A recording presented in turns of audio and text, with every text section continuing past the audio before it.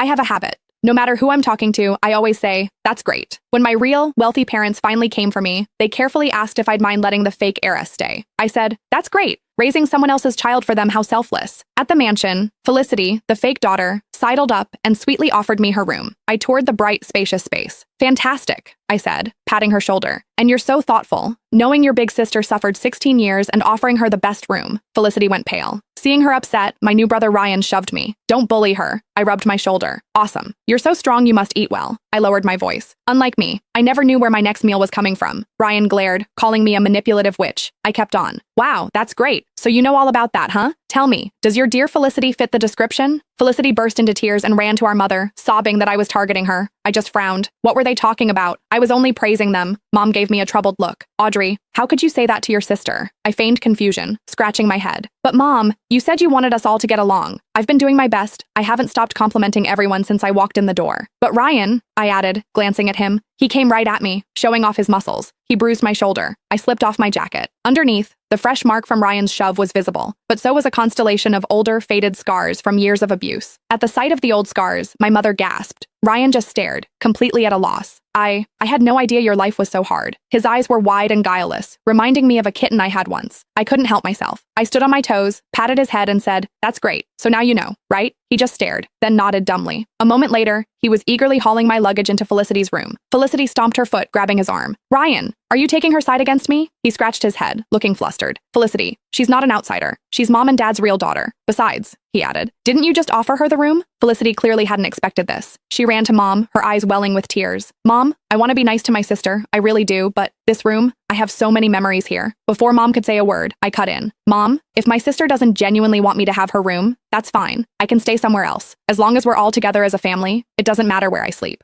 A wave of emotion washed over my mother's face. She stroked my hair, calling me a good, sweet girl, then ordered Ryan to move my things back to the small guest room. As he dutifully wrestled with my suitcase, I clapped him on the shoulder. You're doing great, Ryan. The praise seemed to energize him. He practically carried my luggage back to my new room. I glanced over my shoulder. Felicity stood frozen in place, guarding her prize. She looked like she'd won, but also, somehow, like she hadn't. But guilt is a fleeting emotion, while 16 years of affection is a bond not easily broken. All Felicity had to do was squeeze out a single tear, and Mom and Ryan would flock to her side. I heard Mom's gentle voice from inside the room. Felicity, darling, how could you think I'd ever neglect you just because Audrey is here? Felicity whined. I don't care. You're already taking her side. Sweetheart, Mom said, her voice strained. Audrey is my biological child after all. Felicity shot back. Fine. If that's how it is, maybe I should just go back to them. Mom's voice rose in alarm. Absolutely not. Those people are dirt poor. Your sister was tormented for 16 years. How could I ever let you suffer like that? I smiled. A cold, bitter smile.